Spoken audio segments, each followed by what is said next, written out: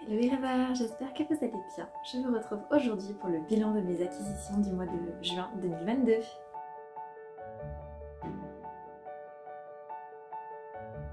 Je vous disais la semaine dernière en fin de vidéo que j'aurais peut-être un énorme book haul à vous présenter. C'est pas le cas parce que finalement nous n'avons pas fait de brocante. Donc j'ai une dizaine de romans, toutes catégories papier, numérique, e-book confondus à vous présenter, ce qui est déjà pas mal. Commençons comme d'habitude par le format numérique et premier achat que j'ai fait, c'est le format audio du 5e tome des enquêtes d'Anna Swensen, donc Meurtre et Cupcake au caramel, il me semble. J'ai déjà écouté, je l'ai reçu le 27 juin, je l'ai presque déjà fini, nous sommes le 1er juillet. Voilà. Non, voilà, il faut que je l'économise, enfin je vais pas réussir à l'économiser, il me reste 1h30, mais voire moins. Mais le dernier tome sort le prochain tome, le tome 6, sort au mois d'octobre en papier, donc ça veut dire encore plus longtemps pour le format audio. C'est horrible. Moi je voulais continuer parce que c'est tellement trop bien comme série. Il va peut-être falloir que je me mette à l'anglais en fait.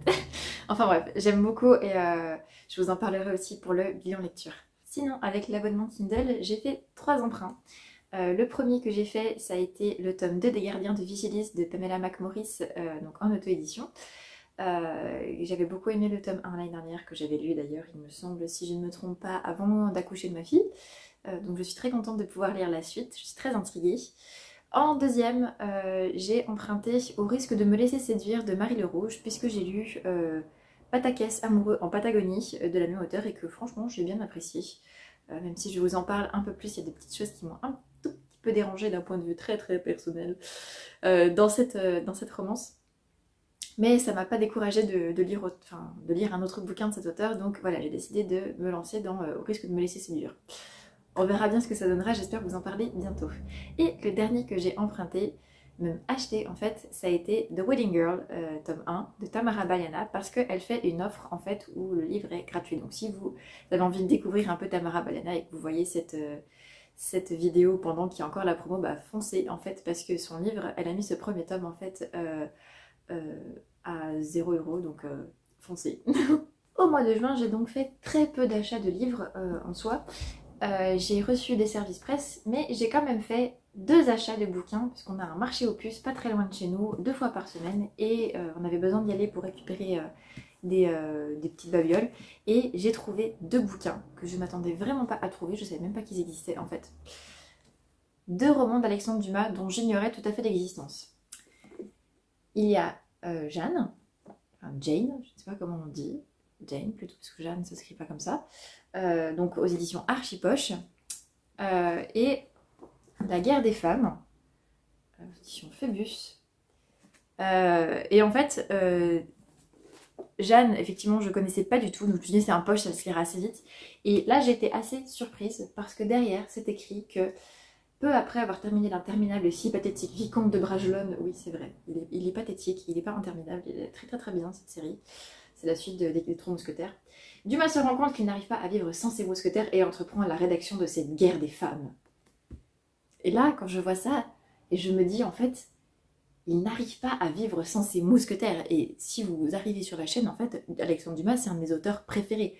Il a ravi mon cœur quand il a écrit Les 3 mousquetaires. Je suis en amour de D'Artagnan, moi, depuis des années, même d'Athos, en fait. J'ai un amour, même pour Aramis.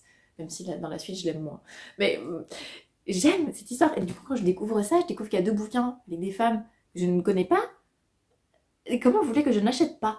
Donc j'ai hâte de pouvoir le lire et de pouvoir vous en donner un avis plus complet là-dessus. Pendant le mois de juin, j'ai donc reçu 3 services presse jeunesse, mais que je suis très contente d'avoir reçu. J'en ai déjà lu un parmi tout cela, et ça a été une très chouette lecture. J'ai donc reçu La promesse d'Hermine, donc c'est le tome 2 des filles du koala de Isabelle Stock et Juliette Vizzacaro, aux éditions Emmanuel Jeunesse, donc ce sont tous des services presse des éditions Emmanuel, que j'ai déjà lu, c'est celui-ci que j'ai déjà lu, et franchement c'était vraiment une très chouette histoire, j'ai beaucoup apprécié parce que vraiment les personnages font des erreurs humaines, et elles apprennent, elles grandissent, donc vraiment c'est très chouette, et je découvre encore plus l'univers du scoutisme, et ça me plaît énormément. J'ai reçu aussi Les 4 aventuriers mystères au bord du Nil de Anne-Sophie Chauvet et Amandine Van Hert. Je ne m'y attendais pas, je ne l'avais pas demandé, je n'avais pas osé le demander, donc je suis très contente de l'avoir reçu parce que j'avais vraiment apprécié le tome 6, il me semble que c'est le 7... Oui Lui c'est le 7. Donc voilà, je suis très contente et j'ai hâte de pouvoir le dévorer à son tour. Et un dernier opus, voilà, j'avais pareil lu le premier tome qui avait été vraiment une excellente découverte pour moi, c'est Orphan. Et là, effectivement, c'est le tome 2, L'heure des ténèbres, de Gaël Tertrais. Et j'ai aussi vraiment très très hâte de le lire parce que ce premier tome de fantasy avait été une excellente découverte pour moi, avec de très belles valeurs, de très beaux messages cachés derrière. Et je me demande vraiment comment ça va se passer pour la suite parce que c'est hyper prenant en fait comme fantasy. Donc voilà, je me réjouis de lire ce que je n'ai pas encore lu et je me suis réjouie de lire celui-ci. Et je devrais vous en parler du coup pour le bilan lecture de juin. Et enfin, dernières acquisitions du coup pour le mois de juin, petite surprise de la part de mon mari. Il m'a offert le tome 16 de Kantakagi Matakin de Soichiro Yamamoto aux éditions Nobinobi. Si vous débarquez pareil sur la chaîne ou si vous ne savez pas encore, j'aime beaucoup cette série. Mon mari m'a offert tous les tomes en fait. Et je suis très très fan de ces petits gags et je me réjouis de pouvoir retrouver Takagi et Nishikata dans ce 16e opus. Avec ça, il y avait un petit fascicule, un premier chapitre qui a été mis. Je viens de lire le résumé et ça a l'air vraiment intéressant. Comme il cherche ses mots, de Tomohito Oda, chez Pika Édition.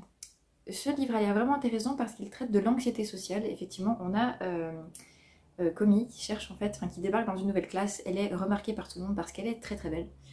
Je vous mets effectivement pour vous lire un petit peu plus.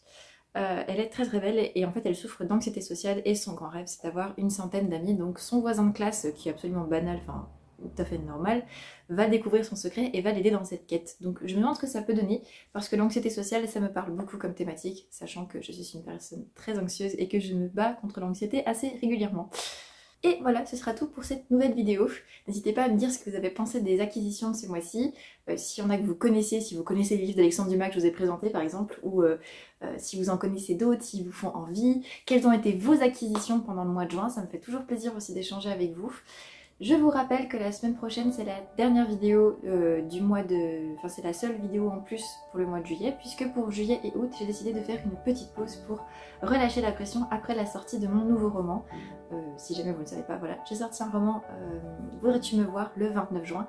Ça a été beaucoup de pression pour moi, donc j'ai décidé de souffler un petit peu pendant l'été, parce que de toute façon il y a moins d'activités sur les réseaux sociaux et sur la plateforme, en tout cas à ce niveau-là. Donc je vous remercie encore une fois d'être là avec moi. J'espère que cette vidéo vous aura plu et je vous retrouve la semaine prochaine pour le bilan de mes lectures. J'ai lu un petit peu plus je crois que le mois dernier, mais pas encore assez à mon goût. Mais je vous retrouve la semaine prochaine pour en parler. Faites de doux rêves et qu'ils soient en mots ou non.